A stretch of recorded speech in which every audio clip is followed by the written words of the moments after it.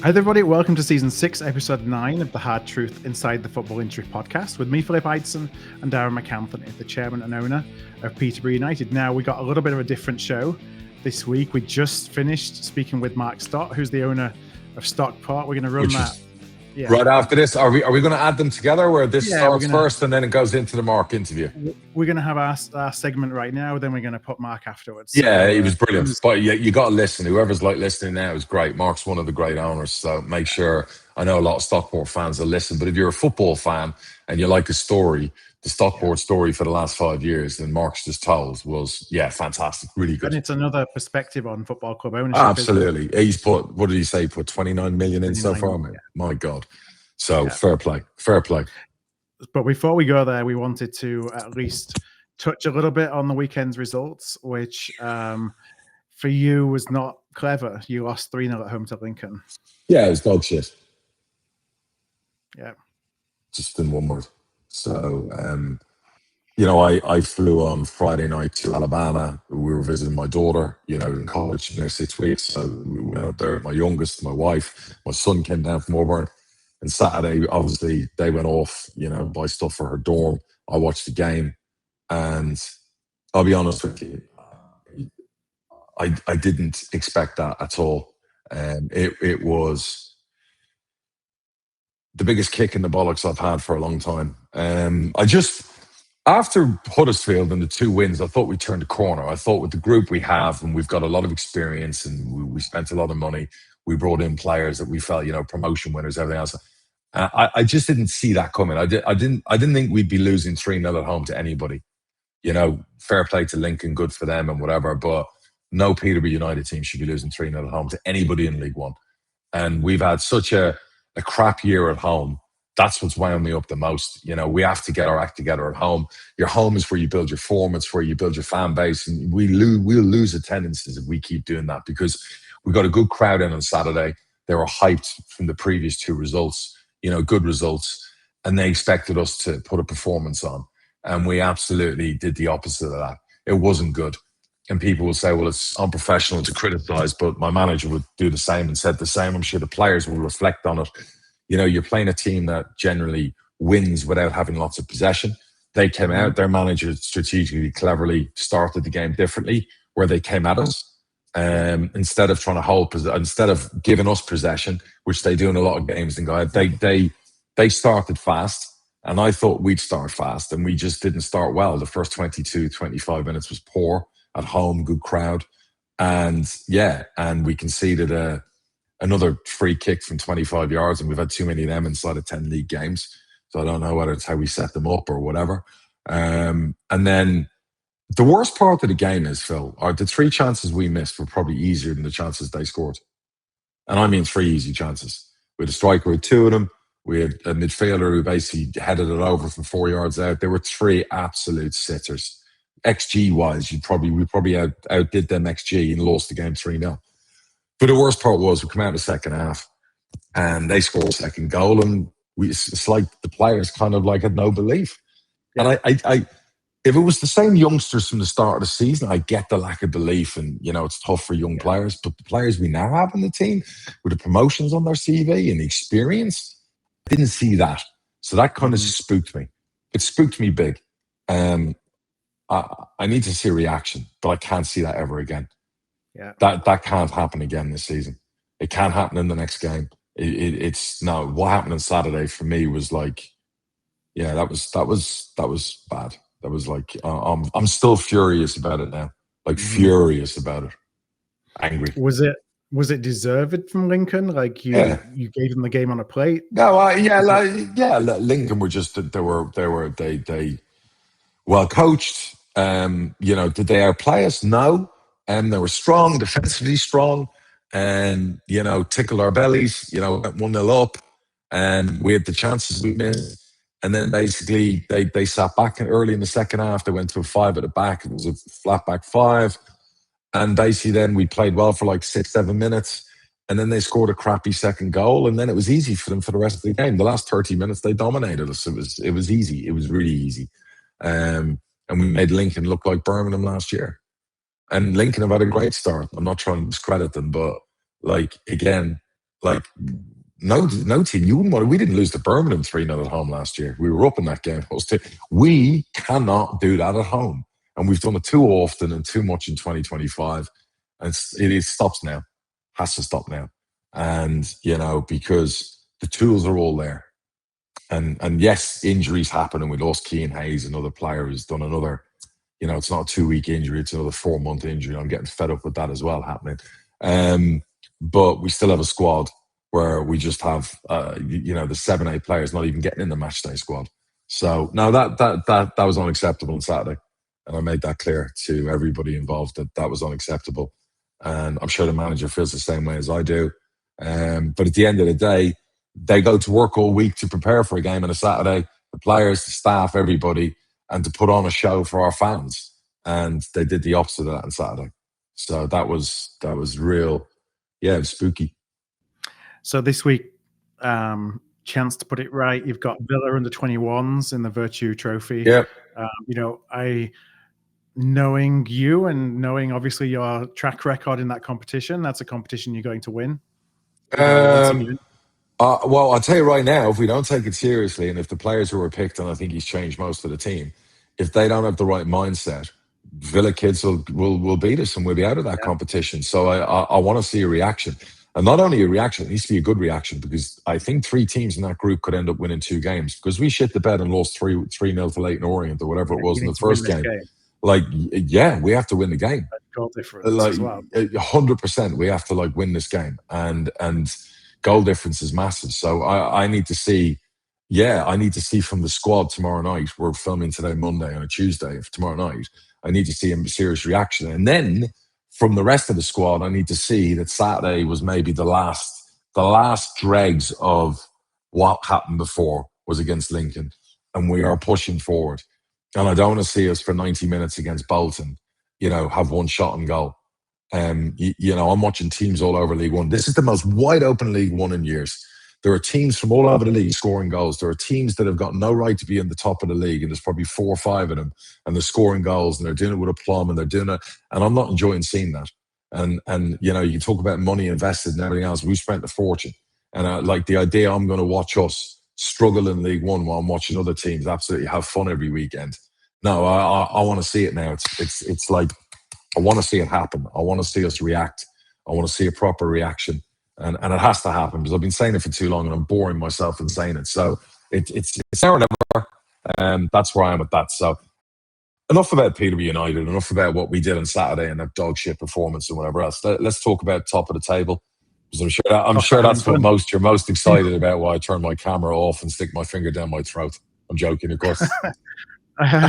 Well, we had Newcastle in the Cup first last week. So we went to St James's, and you wondered if they may, I don't want to say go easy on us, but play a reserve team or make a lot of changes. Well, I think the team they played was as strong, if not stronger, than Bournemouth at the weekend before that. And so as soon as you looked at the team, it's like, okay, they're definitely taking this seriously. They're taking us seriously. I've probably never seen such a mismatch of ability on the field between us and them. It was, I was proud of our performance. I was proud that we gave it as everything that we possibly did. I was proud that we scored. And for Andy Cook, it's kind of a dream come true for him. 4-1 could easily have been double that.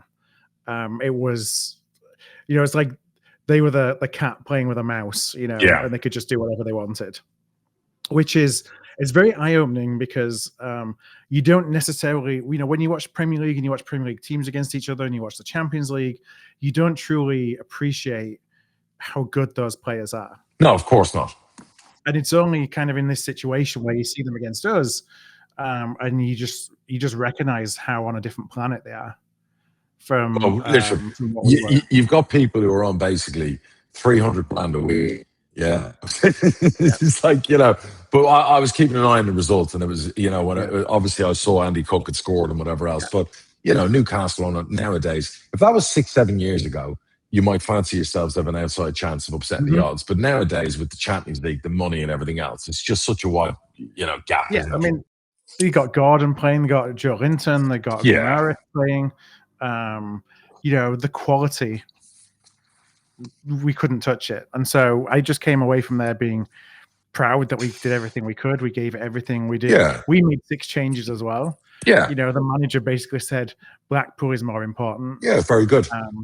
And we know that if we don't manage players' minutes now, it might come back and haunt us later in the season. And it paid dividends.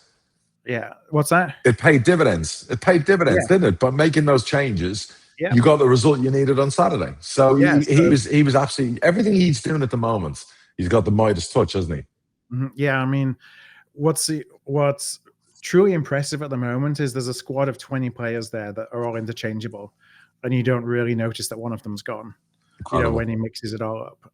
And so there's no superstars, in the team, but you've just got this level of competency, and that everyone is so well coached and drilled that they know what they should be doing, and they know, where their teammates are. And it's not just, it's not just a couple of players on the right and a couple of players on the left that are in tune with each other.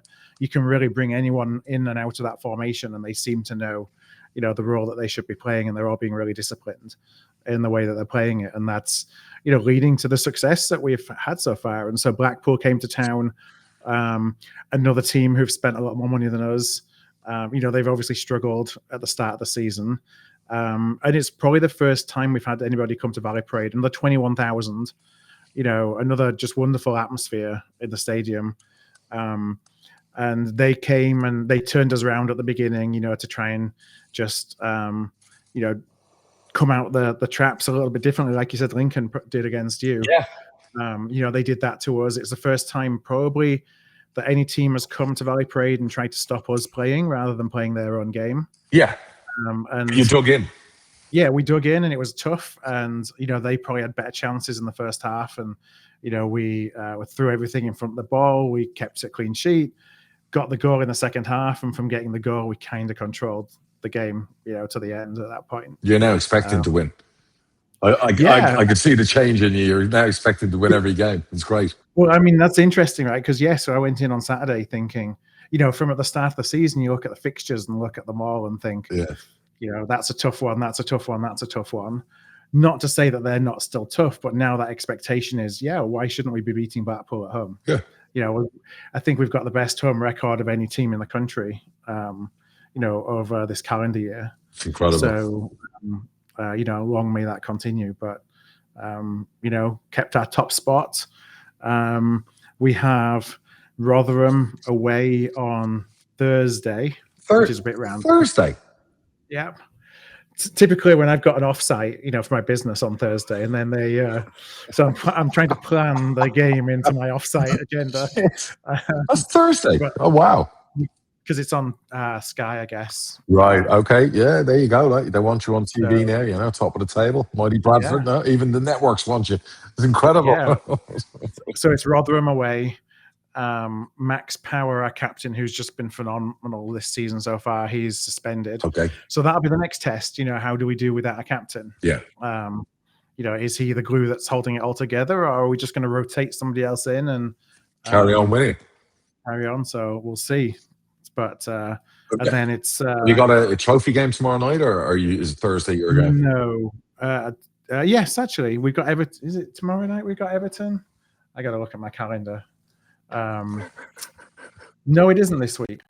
So that's been changed because of the Rotherham game on Thursday. Right. Yeah, and Rotherham about a sticky start, obviously, like us. Yeah. So you know. But I would expect, I see them in a false position.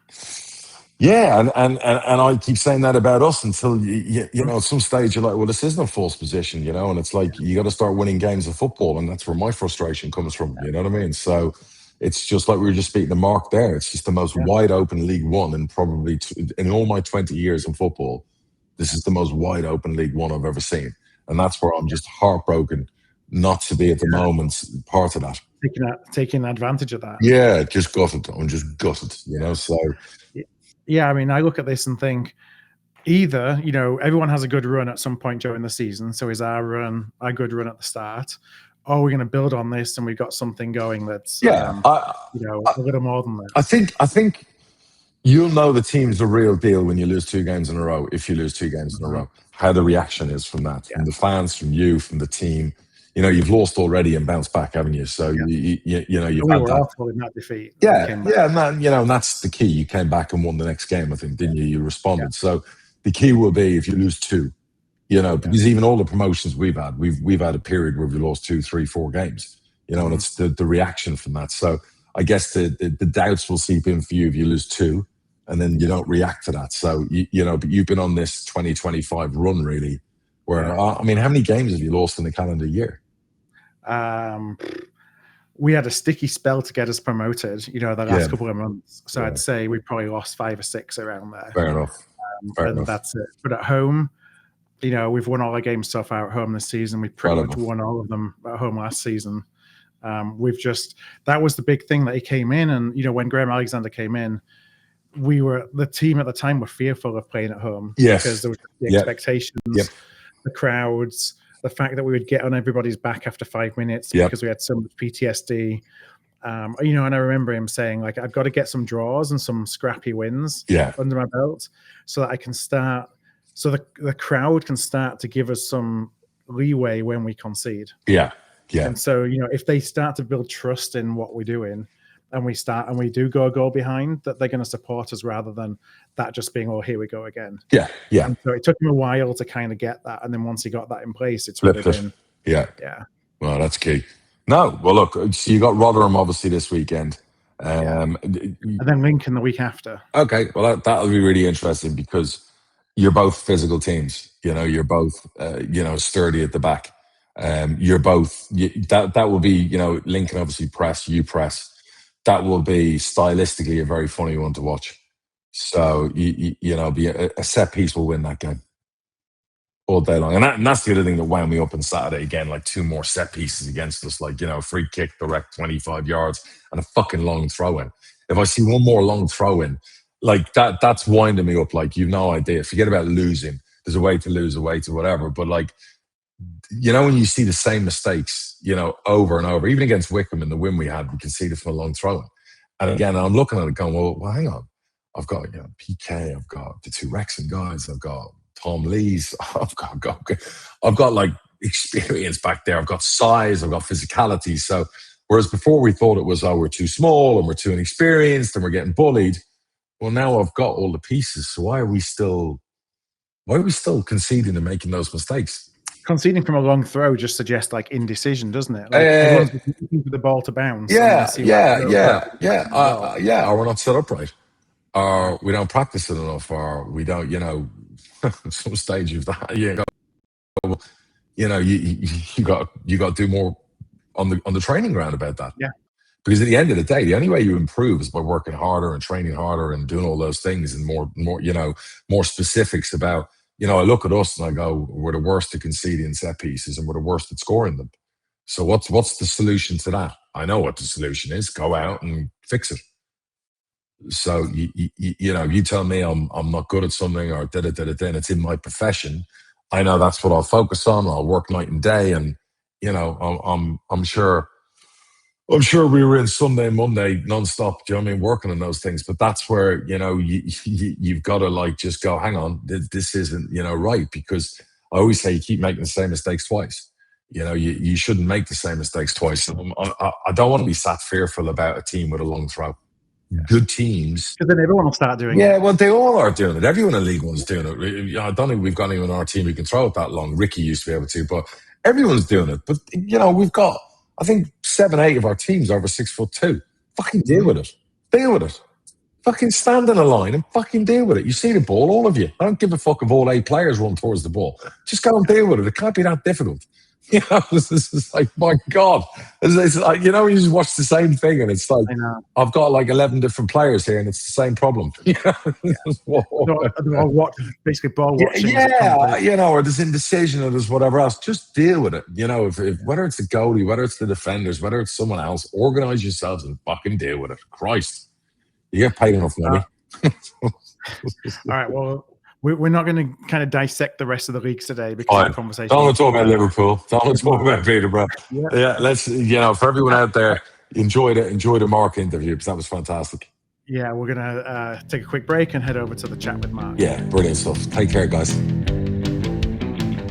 So welcome back to the podcast, and today we have a guest. We've been promising a guest for a little while, and we're delighted to be joined by Mark Stott. Mark is the owner of Stockport County. I believe you joined and bought the club in January 2020 when Stockport were still in the National League after, 6 years in National League North. Since then, promoted from the National League to League 2 in 2022, League 2 to League 1 in 2024, and you finished third in League 1 last season. So it's been a fair old roller coaster. Thanks for joining us. It's a pleasure. Yeah, I got my timing. It was fucking epic. I bought the club 6 weeks before I got COVID, and COVID arrived in this country. So, I think could I have bought it any cheaper if I'd left it a little bit? I don't know. But yeah, my timing wasn't great. The only upside was we did a load of work on the stadium when no one could go in there. So, 5 happy years. Have they been, I think you said at the start that you talked about excitement of joining and being a part of Stockport County and kind of going on a journey to build. Do you still feel like that way? 5 years later? Yeah, 100%. I mean, it's been a brilliant journey. We've been... Simon Wilson's an enormous part of that. I wouldn't have bought the club had I not met Simon. And the people we've brought in have taken us on a journey that's made it pretty much exciting the whole way through. There's been times, getting out of the National League was enormous. There's been time, the playoff final at Wembley made me wonder what the fuck I was doing. When you're 1-0 up with 10 minutes to go and think it's happening. But generally, I'd say 95% of it has been the best experience. Why did you do it? What called to you to go and buy a football club? Yeah, I mean, I've said it before, so I can probably say it, but I didn't support County growing up. I was a Man City fan. I'd done okay for myself. I came from Stockport and I love football. I've always been a football fan. I've been to County before and, the charm of it, the charm of football, maybe not in the National League, but the lower leagues. And I wanted a platform I wanted to focus on education, basically. I wanted a platform that I could basically invest in education give a pathway to kids that I didn't think was available anywhere in the UK, but certainly not in Stockport. And the more and more we talked to work about it, and people just said, look, football is the way to connect with everybody. If we could get hold of a club, we could have the journey of the club, but also invest in community programs. And County's been very, very good at that over the last 30 years. A guy called Steve Bellis is our club president.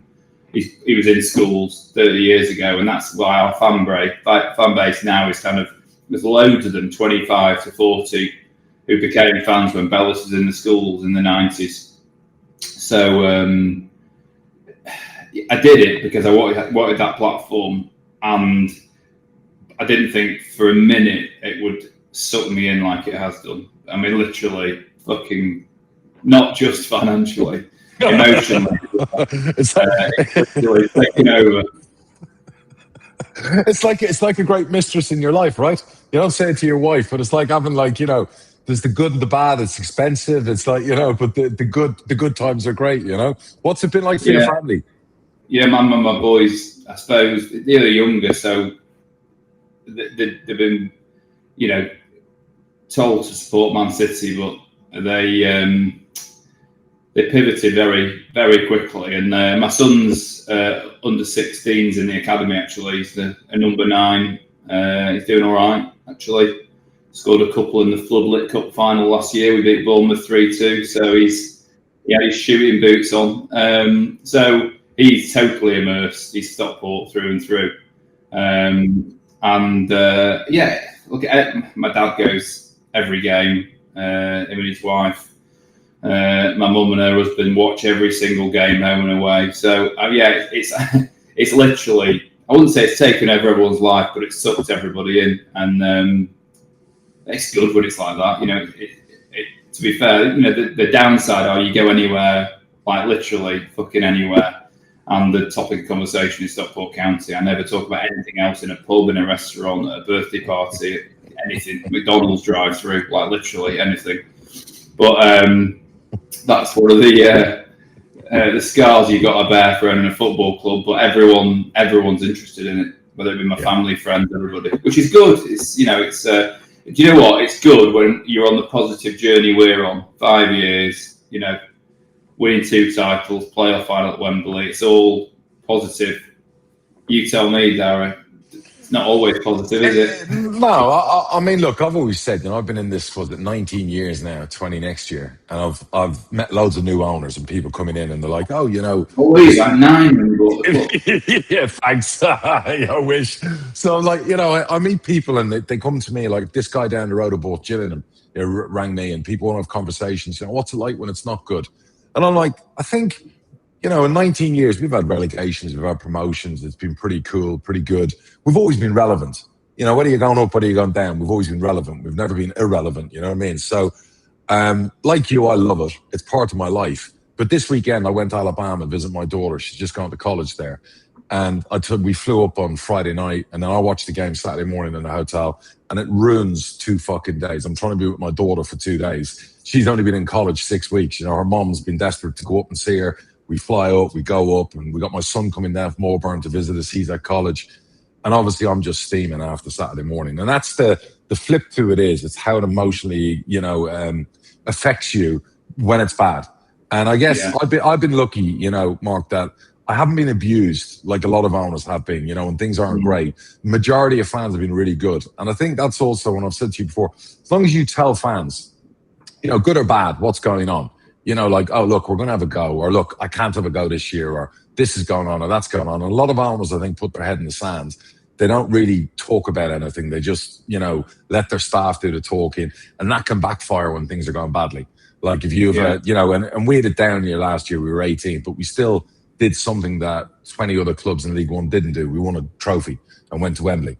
And, so whether we finished 18th or 7th, we still had a pretty good season from that perspective, because you got 40,000 fans going to Wembley, you're winning a cup, you're on TV, and they're the moments you live for. Because like you just said about your kids, the family, my kids were young when we went back to back and we went to the Champ, and they missed out on the Wembley trips back then. But as I've got older, to experience that with my children has been nothing short of just like, that's what it's all about. But I'm not going to lie to you, it gets to you. Like, we've had a horrendous start this year, and it's eating away at me. And it's eating away at me because, like you, I want to win. I want to win promotions. I don't want to be fucking bottom of the table or fucking talking about losing 3-0 to fucking Lincoln at our place. Like, with all due respect, that's not why I bought Peterborough United. So you can imagine what I was like Saturday morning. My missus is out buying like furniture for my daughter's place, and she picks me up from the hotel with a coffee. And she's like, do you want to talk about it? I'm like, let's just leave it and let's just go for lunch with the kids. And it's just, so that's the flip to it. You've had that 5 years of crest of a wave, part of Wembley thing, where it's all been like that. If you had a year, I guess the question would be, what's your temperament like? You're probably a lot more chill than I am. Would you be kamikaze, firing managers, going fucking mad, or would you be would Simon keep your feet on the floor? Have you fucking seen the size of Dave Challoner? I'm going nowhere near him.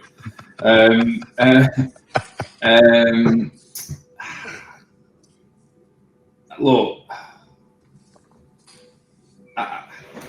I don't get involved in the fight. Literally, I'm probably less emotional than you be. I would have thought I'm pretty calm.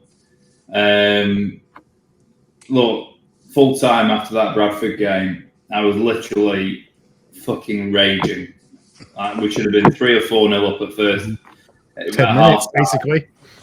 It was just, we played better football. We played the type of football, if we played like that, no one would touch us. I mean, literally, I saw what we had, and I know we have that within our squad. We've got a few injuries from the start, got unlucky, but I saw that and I thought, this is fantastic. And then the guts and the determination that Bradford showed, they're the bits that piss me off. But, losing at Wembley when I've got all my family and my friends and everyone from work there, like everybody there, it's annoying. But, we gave a reasonable account of ourselves. So, it's just one of those things. Bradford, where you get a first half like that and a second half where it's just like, what the hell just fucking happened? That's the bit that sends me, absolutely raging, because whatever I'm doing, I want to be the best at what I can do all of the time. And I know it's not that binary of football. It's a case of like, you're either good or you're shit. But what gets in their fucking heads? Like, why? How on earth can, why the fuck when we're 1-0 up do we get sit back? Why on earth do we not just attack? Why do we do that? Why do the wing backs suddenly become a back five, and suddenly even Ollie fucking Norwood drifts? Everyone drifts back. It's like suddenly we've got a back eight. I'm like, and then I know fuck all about football. So then I'm sat next to Simon, who I can look at his face, just thinking, Mark, just shut the fuck up. Please go and sit somewhere else, because he doesn't want to listen to anything I've got to say, because it's probably not that constructive. But that's the bit where I get emotional. And then by the time I get back into the room I'm in, I've got a nice bottle of red wine. I like my red wine. I've done a bottle of red wine in, and then I get a little bit sleepy and I'm over it. And by the next morning, I'll focus on Joel's football. Yeah. So, in fact, now, actually, unless he plays on a Saturday. So if he has a good game in the morning and we have a good Saturday in the afternoon, fantastic. Yeah. If he has a stinker in the morning and then we have a game like Bradford, maybe the shit weekend edges into Sunday. But Yeah. I'm like that. By Sunday, it's kind of gone. And it's like, I'm just reactionary, where it's a couple of hours after the game. I'm not in a good space. Simon sends me a message and he's so fucking bright. He analyzes. Yeah. So all my, I'm getting emotional about a particular player, and then he sends me this analysis of why things have happened. Yeah. And unfortunately, I read it and I think, I can't argue with him. Yeah. I sent that analysis to my manager. I'm sure he's not always right. It just is. It sounds as though he knows more than he doesn't know more than me. So he's very good. I decided, you've been in it a long time. I've been doing it 5 years. I found a great guy who knows football well. Our recruitment's brilliant. Yeah. We've never paid anything like we paid for Malik Motherstill, but that's because we got dealt with by. Honestly, I'd rather negotiate with Donald Trump than I would Darragh MacAnthony again. That was fun. That was a fun negotiation. Come on, that was good fun. You got a bargain. I gave him away. It's not good. That was good fun. No, to be fair, you and Simon were great to deal with, and you that's where, in the game, you make friends along the way. And I've made some friends of the owners. When I first came into football, there were too many shirt and tie people. I wear a shirt and tie Monday to Friday, back then when I was working nonstop. And, I'd go to games, these older people that were like 50 years older than me, and they just didn't like the cut of my jib. So it was a very different place when I first came in. Now I'm meeting, there's lots more owners like you that are a little bit more in sync with me, my mindset and what I'm like and whatever else. And it's easier to deal with when sometimes you can go, forget Barry, forget Simon for a minute, like we spoke during the summer, and you can just have a quick chat and go, look, any chance that gets done, and and then throw it back to the Barrys and the Simons then, when it needs to be, But no, the game's changing. And do you think you're going to be around in 15 years still owning Stockport? I hope I'm still around, but you'll definitely be around. We had a 7-year plan that Simon wrote this 7-year plan, and it was 7 years from National League to the Championship. And the day at the I've done 2 interviews ever, and this is the 3rd thing I've ever been. I just don't do them. So I did 2 with the club, or maybe 3 actually. But the first one I did, I said, right, we're doing it in 7 years, the Championship. We're going full time next week, and we're getting a training ground. And I thought we'd get to the Championship. During that 7 years, I'd do the education foundation that was set up. We'd, establish our community trust and turbocharge that. We're getting all those things we've done. I'd do all of that. But then at year 7, I thought I'll be done. I don't want to go to football every Saturday for the rest of my life. I've got other things I want to do. 5 years in, so we're ahead of the curve. I think we should have gone up last year. Stat-wise, we were 2nd in the league, finished 3rd to another team. Let's not even go there. We played them away slightly unfair result. Anyway, individual. Hey? James McLean. Couldn't possibly comment. But Simon and I have just said we've done 5 years. We're writing a plan now for the next 5. So I think we're in for another 5. So we'll do 10 years and see where we get to. I think we can get to the Premier League in that time, which I know is a bold statement. There's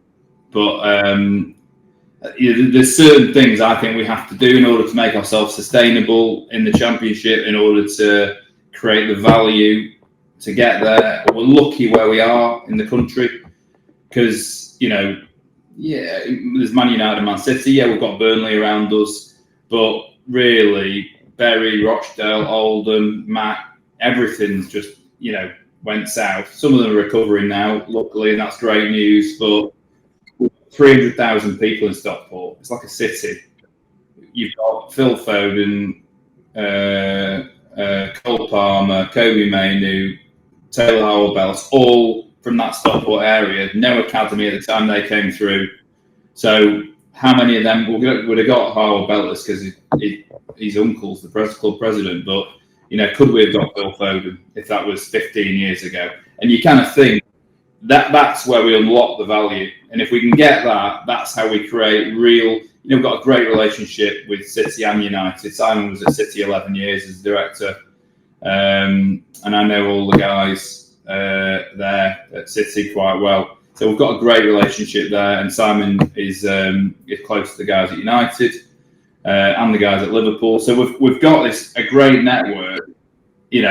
We're not daft. We ought to bring through the talent, the very, very, very, very best. We aren't going to keep hold of them, but let's do deals with those type of clubs. And when they're releasing kids at 14 or 16 or, 18 and not getting in their team, well, we'll be the first port of call. And that's how I think we can become connected, that segue between the Championship and the Premier League without it being an eye-watering investment. So long-winded way of me saying, another 5 years, I think. That's a statement. Listen, and you've put a lot of money in to get to the top of League One and right on the precipice of the champ.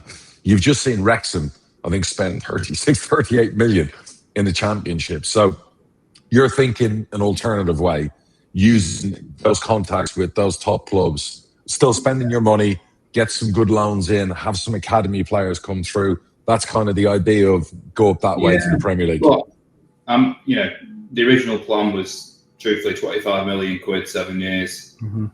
We're ahead of that money-wise. The fans know because the loans that I put in get converted into equity. And in June this year, it was 29 million quid. But I'm committed to do it. I know what I want to do. I'm not stretching myself too far to do it. I can't do a Wrexham or a Birmingham, but we're investing in that money. We're investing in infrastructure. We're buying a big facility for the academy currently, we've got some great facilities, infrastructure things that can support what we're trying to do. Yeah, the loan market's important for us, but it's about bringing through that talent. And I think we're 3 years in our academy. We're Cat 3. We're applying to go Cat 2. Yeah. So, ridiculous. You need a fucking dome and all the rest. Literally pointless. You use it for kids who are under 10s. 2 million that cost me, that fucking dome. I call it the tent. It's a tent. It's fucking ludicrous. But we're going to do it. But, 3 years in, and the Floodlit Cup, which is Cat 2 and Cat 3, we beat Burnley in the northern bit, get to the final. We beat Bournemouth 3-2. So, and we're 3 years in, so it's working. And that was under 15 last year. I just think another 3 years, and we'll have had 8 years of kids thinking, actually, it's pretty cool Stockport. Literally, when we bought the club, it wasn't that cool. We sold 1,200 shirts the year I bought the club. We sold 17,000 last year. So it's becoming cool to, the beauty is it's quite edgy. Stockport as a town's on its way up as well. It ain't that cool to support City and United anymore. So we've got this little edge at the moment, and I think that grows a fan base, that grows kids who think, oh, fuck it, actually. Why am I driving an hour to Burnley? Why am I doing that? Stockport, they're on the up. So I think all the momentum's in our direction. We need to be in all schools. We need to, we've got a grassroots fund where we put money into all local grassroots teams, about 35 grand a year. But in doing that, we then help with coaching or whatever else it may be. These things are just tentacles that go all the way over the Stockport area, that builds a fan base, connects with the kids in the community, that might make them want to, if they're talented at football, might make them want to play with us. If they can't play with us and they want to sit on the terraces and watch the game, then fantastic. And we can carry on with that momentum. I just think 300,000 people will uncover some gems. And that's the only way, unfortunately, this is really a sad thing to say, but fans don't bankroll football clubs. No. It's income from the Premier League or money coming down, which needs to change. Yeah, and it's players. The only thing. Yeah. We're getting planning. We've got planning now to expand our stadium to put an extra 3,500 seats. Is 21 million quid. Ludicrous. The cost of it. You get about $1 million quid a year in extra, 300 grand per 1,000 fans. We get a year. The payback is like eye-watering. Yeah, it's ludicrous. We're going to have to do it, one of the stands for sure, but we'll do it in phases. We get to the championship. In fact, we'll do 2 by the time we're in the championship. But the big one, the South Stand, it's like 30 million quid. Mm-hmm. The only way we'll build a South Stand is we get to the Premier League. And I'll say that for the fans. Yeah. We did the first 2, the Gar and the railway end. We end up with 15,000 capacity stadium. We spent a load of money doing that. And we can hold 15,000. We make it a bit of a cauldron. The only way we can build that South Stand is getting Premier League money. Or you produce the next Phil Foden and sell him. That's the only way. Yeah, 100%. Jesus, you're right. Some money. Wow. You talked about the money that you put in. You talked at the beginning about kind of community and the why that you got involved. Like, how do you look at return on investment? Is this it's a community, it's an education play, it's not I'm going to sell all these players and there's going to be an ROI on the money that you've kind of invested in the club? No, I've got an amount that I was willing to put in that's still there in my head that I can go to. That's what I mean. I can't do it forever. Yeah. We've had a big year last year, and within this year, although the wages bill is slightly down on last year, we've invested in some players. We bought Mallet, bought Brad Hills. We've invested in some youth, and that Simon's saying to me that Ethan Pye, like a mega left-sided centre back we've got, he definitely could have gone in the summer, but it's probably a couple of million quid someone might have paid for him. We get promoted this year. He plays in the championship. Loads more. Yeah, and we've got to. That's the other thing. I look at the money that I've put into the club. In no way in my head at the moment am I saying, well, what's the squad value? I'm just not even thinking about it because I really want to use the squad we've got to accelerate ourselves. And I know. Not everyone looks at it like that, but at the moment, I'm thinking, right, okay, I'll invest the cash, and I believe in the strategy we've got.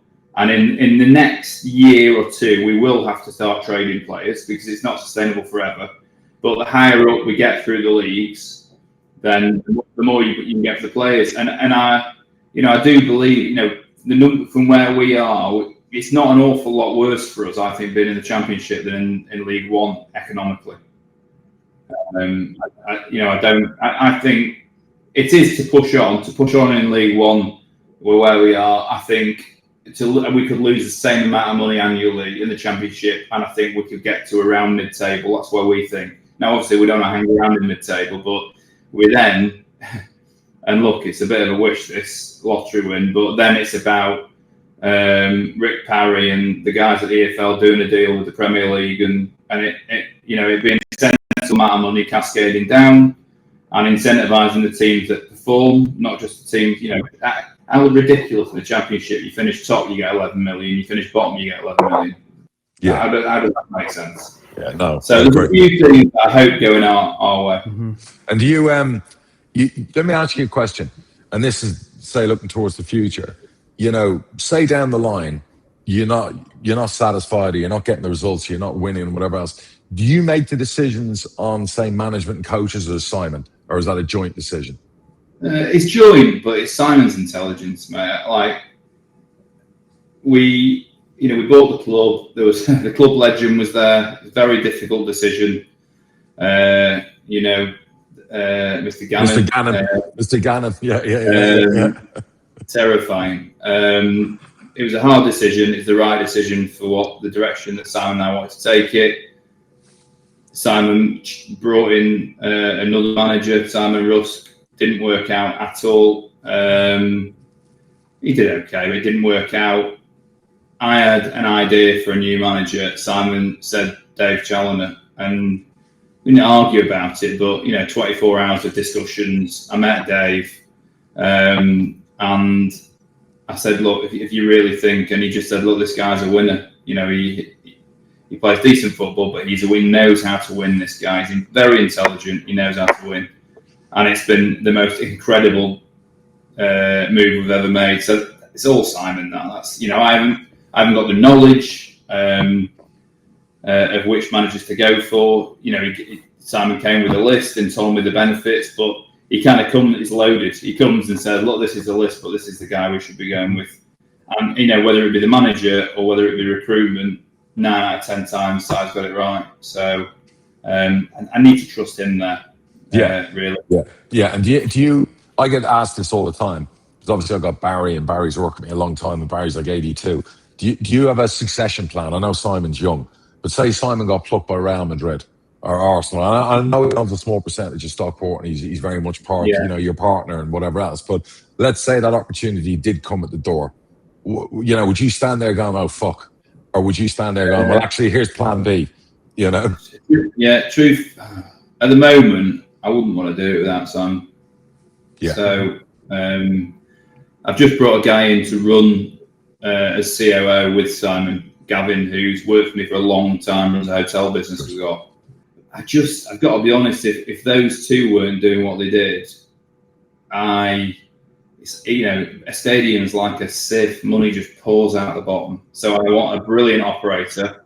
And football, it's emotions driven. Simon's very analytical, very strategic, far less emotional than I'd be. I get carried away.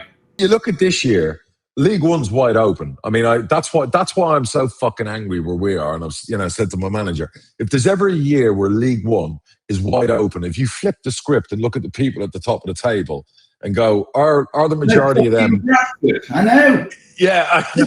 We think the same. We're still trying to get to grips with this. Are the majority of them going to be up there in 7 months' time or in 6 months' time? And look at some of the teams down the bottom. I mean, they will. Simon said to me, Bradford or Wickham this year. He said he thinks they'll be up there. Stevenage, they're doing it, aren't they? They are very clever in the recruitment. I don't know. It's a real, you'd expect Cardiff is still up there, but Luton, Plymouth, it's just, it's literally crazy. It's, we conceded a goal against Cardiff in the 96th minute. We should have won that game.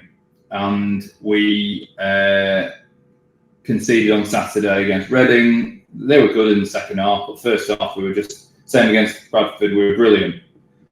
But that's 4 points. Suddenly we're on 20, we're 3 off the top, and I'm like, actually, no, we're 7 off the top. Now, and so I do think we put a run together, 4 or 5 games, and that's the beauty of the league this year. Anyone puts a bit of a run together, they could probably put a little bit of distance on themselves from everyone else. And generally, Dave does. I'm really confident. I like the guys that sit with me at County think I'm fucking a lunatic. So it's like, we're going to win it. We're going to win it. I said on Saturday, after Reading, I said, and they're like, you're utterly deluded, playoffs at best.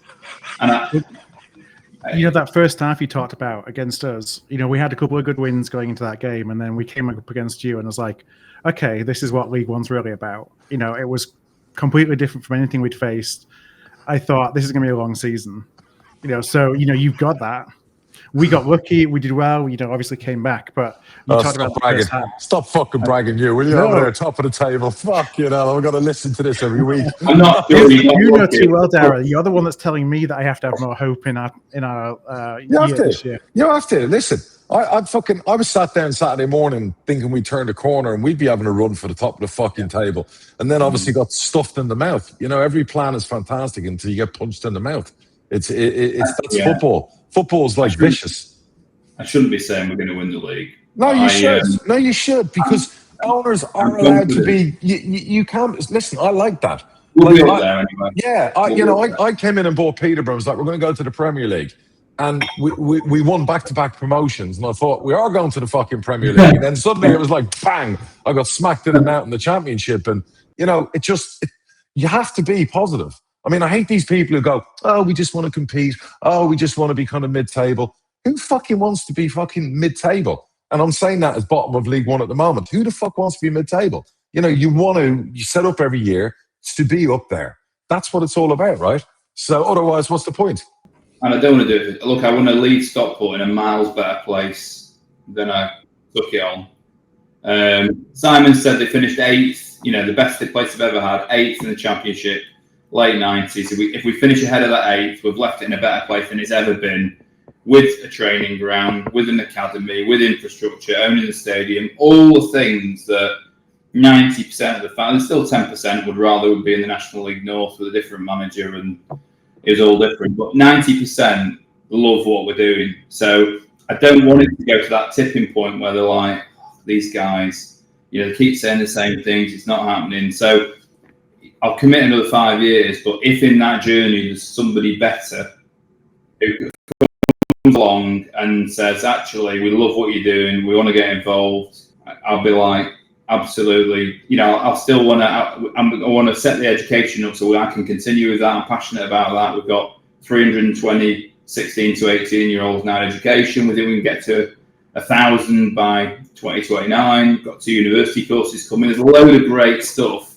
So I'll carry on with that. But the football, there'll be somebody, if we're in the Championship and we're pushing on, there'll be somebody that's got more money than me, who's probably got better vision, better connections, and Si won't want to do it forever. So at some point, we should hand the baton over and say, right, but it's got to be the right person.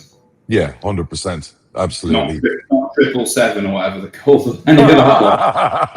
Jesus Christ. What's your day-to-day kind of look like? Like, how involved are you? You talked about Simon a lot and the stuff that Simon does. You talked about hiring a COO. One of the things I've learned, through Darragh and through kind of observing other owners is every owner's kind of different in terms of the role that they play within their football club.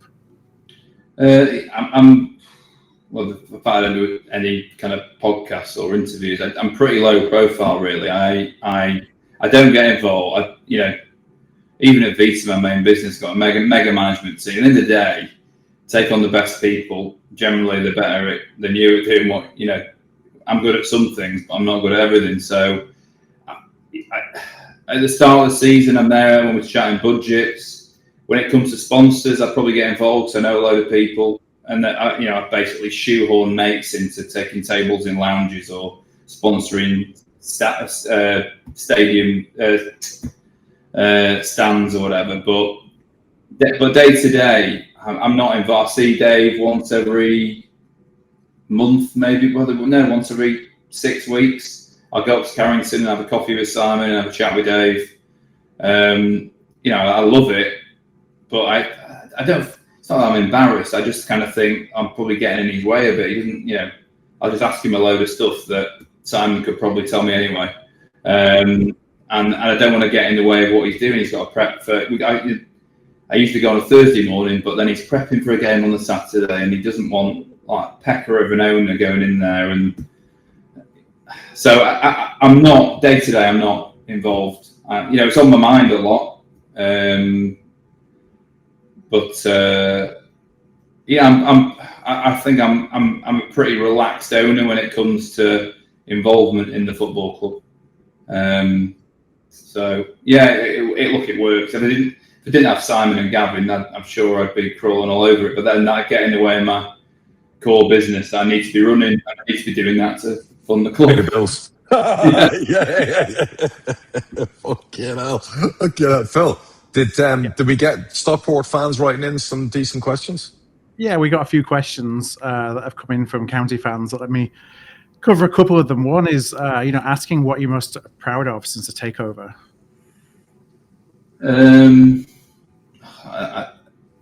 Probably football-wise, winning the National League, getting out of the National League. Look, we had a great run there. We Wrexham in there as well. Dead high profile at the time. It was really good.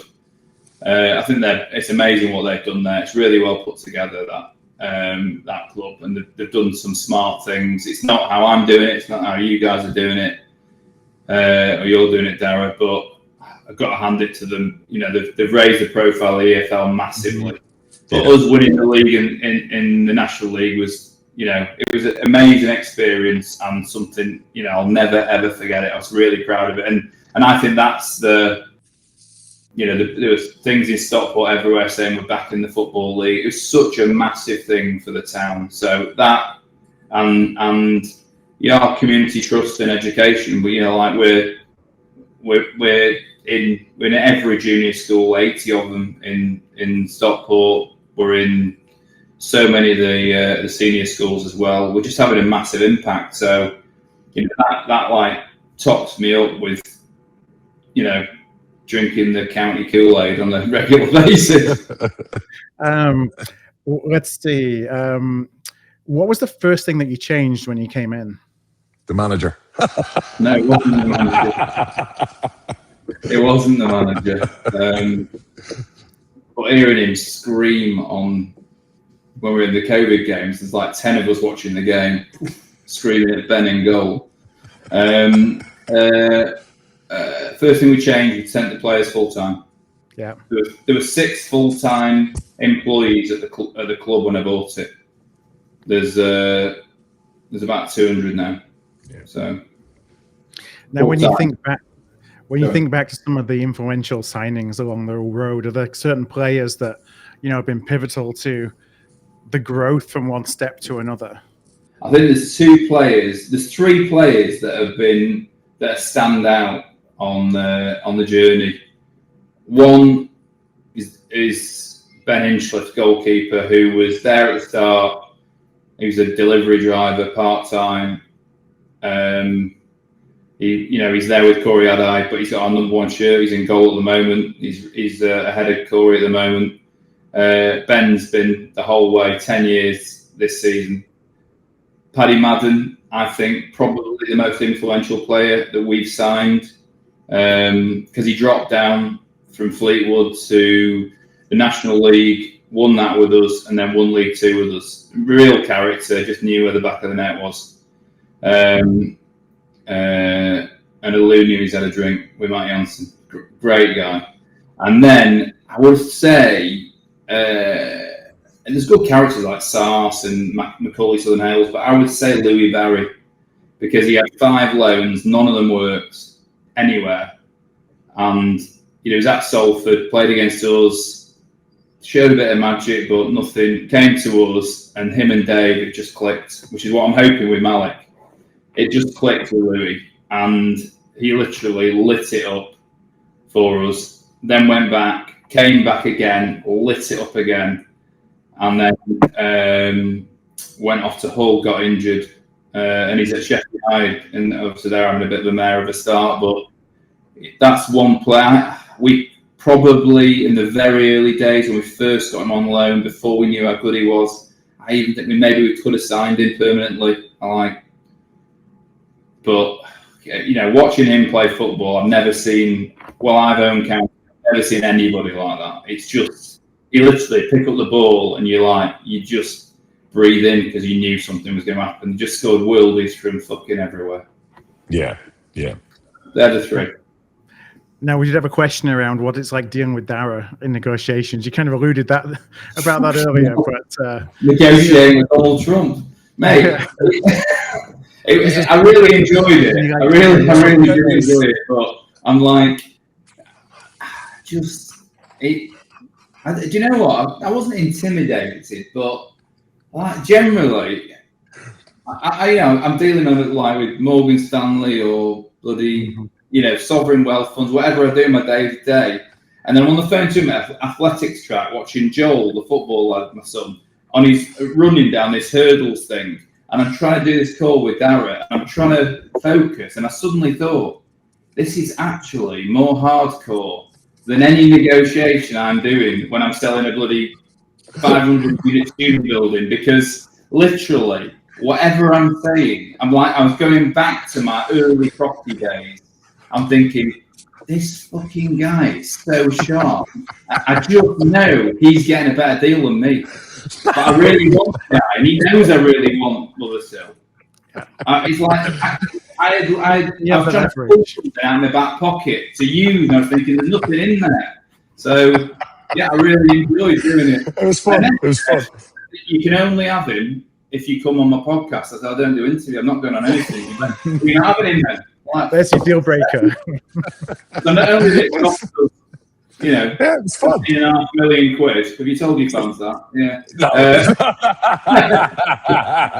No, it was really. Listen, I mean, you and Simon were a pleasure to deal with, and we obviously caught up because we go back in not that we go back personally, but we were around that real estate overseas property cycle. You know what I mean, like 15, 20 years ago. So I always see. Yeah, longer. Yeah, you're right. I always see what when you do transfer deals and the market, it brings me back to selling houses. And I always say to Barry, I'll do a few deals. You know what I mean? And obviously Baz is getting on a bit, so I'll always say, look, let me do the hard yards on a few bits and pieces on them, and I'll just do it. It's fun. It's fun. Whether you're selling, whether you're buying, whether you're whatever. Yeah, it's actually fun. And some people, and you know what? I still learn now. Every fucking transfer window is like a new education. And it's fascinating at like nearly 50 that you're like, shit, that's something new that I didn't cover, something new that I couldn't do or could do. It's just the fun part of it. And look, you've got a full-time massive business. It keeps you fucking busy. I don't have a business the size of yours anymore. So I have a lot more hours in the day to dedicate to doing that side of it in the football. Do you know what I mean? And well, you're very good at it, because I rang Simon back. He said, what did we pay for him? I gave him the figure. He went, that's more than we agreed, isn't it? I went, I know. I liked him. I liked him. I really liked him. I liked him. Yeah, I know. I reckon, Simon was so tough with Barry. You could have sold me off your team that day. Yeah. It's like, and Barry was like, oh, Simon's really tough to deal with. And I was like, after it was all done, I was like, Simon was lovely, as was Mark. And he's like, well, he was fucking tough with me, and he was really hard with me at the start. And I'm like, Baz, that's his job. Sometimes, when you get down to it, look, we're all fighting the same good fight. And I said to you, I only want good things for you guys. And, I love what you're doing. I love the plan. And the fact you put so much of your own personal wealth in and your family's like wealth in, and that's where, if there ever does come a day somebody tries to throw a word at you or be negative, I'll always go, don't judge people until you've stood in the arena and done it yourself. Yeah. These keyboard warriors are in their mom and dad's basement on Pornhub, and they're like, you should be out of the club and you don't know what you're doing. Until you put your own dough on the fucking line, you don't get a vote. You don't get a vote. It's like I'm not on social media. I don't do anything. I'm not on Twitter. Right choice. I'm on zero on these fanboy. I literally don't look at anything, because it's probably quite positive most of the time, but the minute I saw something that isn't, I'd be like, it takes one thing. Yeah, it takes one thing. Yeah. Simon's not anything as well, which is good, because you've got it right. At the start, it was pretty horrific. No, you've got it right, and look, there's always going to be challenges ahead. There'll be good times, there'll be bad times. You've had good times, bar the Wembley experience. You've had great times. But the one thing that's guaranteed, and I said this to every manager I've ever met, there's one guarantee as a manager in football, and that's that you're going to get sacked. Every fucking manager gets sacked, and that's the job you signed up for. And as an owner, guess what? You're going to lose fucking football games, and it's not always going to be like that. You know what I mean? But long may it continue for you on that cycle going that way. Do you know what I mean? Thanks. I really bloody hope so. If we could go this year, it had been 6 years. Actually, as a start, we I think this will be if we finish ahead of third, this year, it will be the 12th consecutive upward swing year on year as a club. It's incredible. I mean, it is literally 2013, they finished ahead of the previous season every year. It's amazing. So it's so really positive. But at some point, that has to stop. Yeah. Listen, I got hammered because we finished 7th and 7th 2 years in a row in League One. Yeah, we had a run of like, you know what I mean, like 4th, 5th, and then we were 7th COVID year, and I was basically accused of stagnation for the football club under me, that we'd been relegated from the champs. Then we were like, I think 4th, and then 7th. So it was like, yeah, it's time to move on. So you know, where are you finishing this year then? Where's Bradford finishing, Phil? Where are we finishing? I would love for us to finish in the playoffs. Playoffs. Yeah. Really? That's your aim? See, this is you telling me that I'm not thinking high enough. That's your aim? You're top of the fucking table. I would love to table. finish top, of course I would. Like, but it's wide open. I think yeah, right. I mean, it is. How about you, Darragh? If I was a betting man, and this will sound mad, 5th. 5th, right? It's Betting not mad. man. No, everyone will call me mad, and particularly after the shit I watched on Saturday. But with what we've invested in the team we put together, and it's only just come together, I'd be very disappointed not to be there. Very disappointed. 10, you've got 36 games. I mean, many more. You know, when you've lost a few games and you've made it difficult for yourself, and usually in a promotion season you can lose 12 games and still get promoted statistically. Do you know what I mean? But when you've had the start we've had, you've now got to go like a fucking rocket. You've had a perfect start because you're like, I am the pack. You're sussing your results. You're not quite fully fit. You know you've played a lot of good teams you could beat.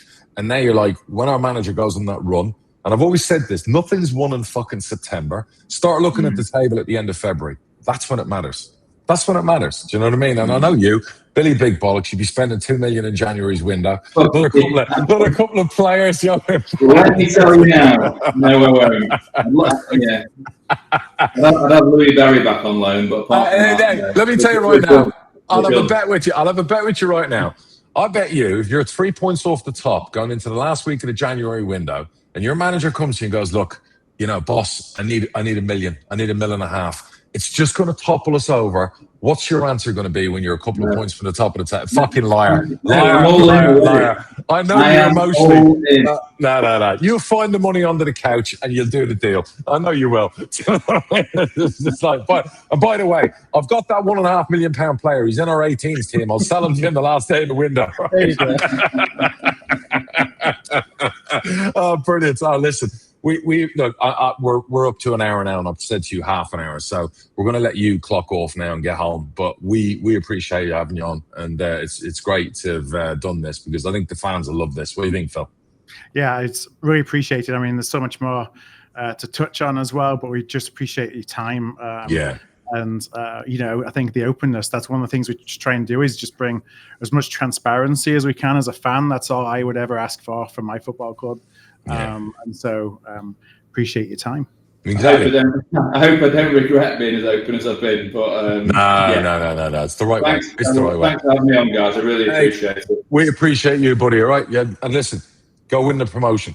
All right. Go win the promotion, and there's no refunds on Malak. All right. So get them up and running. And I'm sure you've got some performance bonuses in there as well. So you need to get to the championship. We do. 100%. I don't even want to go over that negotiation again. I've still got cold sweats when I think about it. Till the next one, brother. Till the next one. Anyway, have a great evening. All right. Appreciate you, Mark. Take care. Thanks a lot, Mike.